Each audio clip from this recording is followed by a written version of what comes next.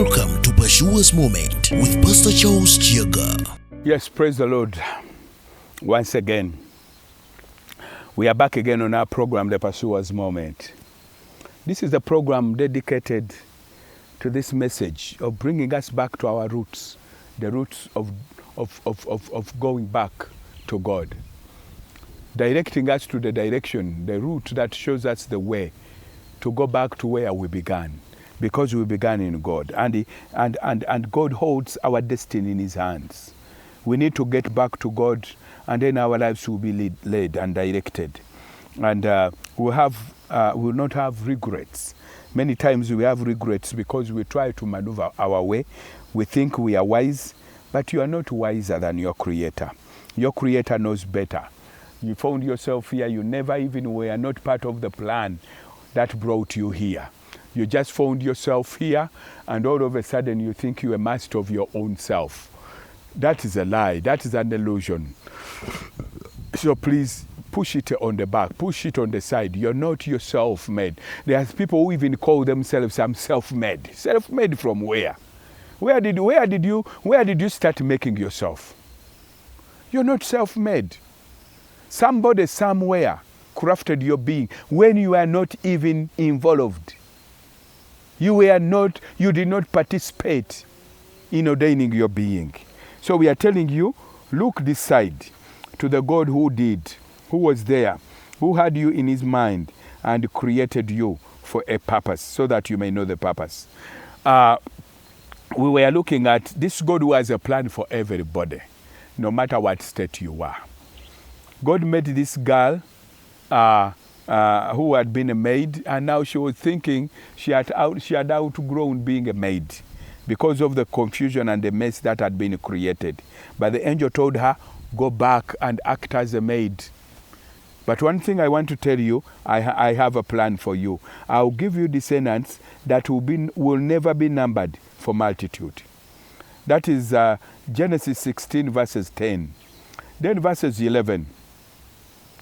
And the angel of the Lord said to her, behold, you are with a child, and you shall bear a son, and you shall call his name Ishmael, because the Lord has heard your affliction.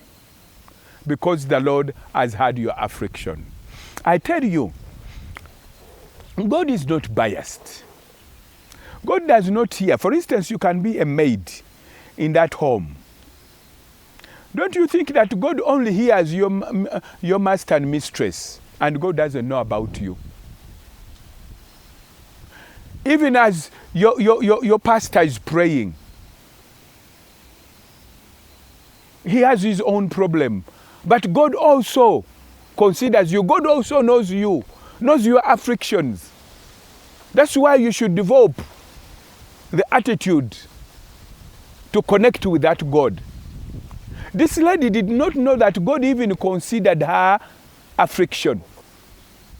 But the angel of God telling her, I have seen your affliction. Not the affliction out of the contention between her and her mistress, but the affliction of all her life that led her to become a maid. God said, I've seen your affliction. God has seen your affliction in all that you have gone through, in all that you go through every day, which has tamed you to be what you are today. The Bible, God is speaking here saying, I've seen your affliction. That affliction, God sees it. I encourage you, my brother. I encourage you, my sister. Go to that God who sees. Go to that God who knows. Who sees your afflictions? Who knows your afflictions? Go to Him. Don't let other people go for you. The Baganda have a saying, I don't know how to say it in English. The one who knows better English there, you can interpret for your listeners. Eh? You know, when you go to the well to fetch water, and it is yourself going to fetch your own water, you will not fetch water which is dirty, because you are fetching it for yourself. But somebody who goes to fetch water for you, he might go to where the spring is agitated and the water is already messy, and picks from there and brings you water which is already tinted with a lot of garbage. But when you go yourself, you pick from where the water is clean. If we go ourselves to God, the God who knows our affliction, God will deal better with us than dealing through a third party. You want the pastor to go there for you. The pastor is the third party in this whole matter. You are the first party. Go to God directly. Let God deal with you as the first party. Don't bring a third party to deal between you and God.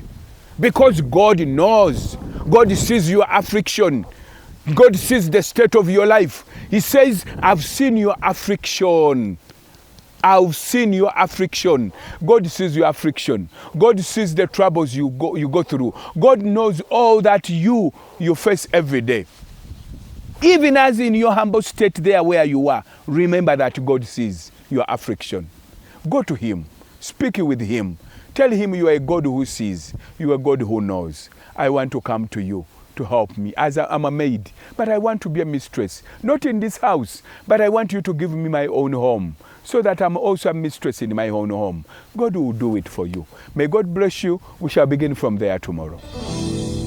Eyo yibadde Pursuers Moment ng'ekutuusiddwako essomero lya Pursuers Junior School erisangibwa mu Butambala ku kkubo lya Mpigi Gombe. Kati wulira enkizo eriwo singa otwala omwana wo ku Pursuers Junior School. Interviews za bwereere. Essomero liyimiridde ku musingi ogutya Katonda ate ng'omwana agonjolwa bakugu. Tutumbula ebitone eby'enjawulo mu mwana. Tulina amazzi amayonjo ku ssomero ate ng'omwana wasomera ne weyeebaka abanga mukungu. Endya y'abayizi nnungi byansoso anti emmere tugirimira nga ne faamu y'ente weeri ku ssomero. Tulina emmotoka ezitambuza abaana. Pursuers Junior School e Butambala tusomesa abaana okuva mu baby class okutuuka ku kibiina ekyomusanvu. Mudde boarding okumanya ebisingawo 0772 41 98 4 ne 0702 36 41 64. Pursuers Junior School Butambala, in pursuit of knowledge.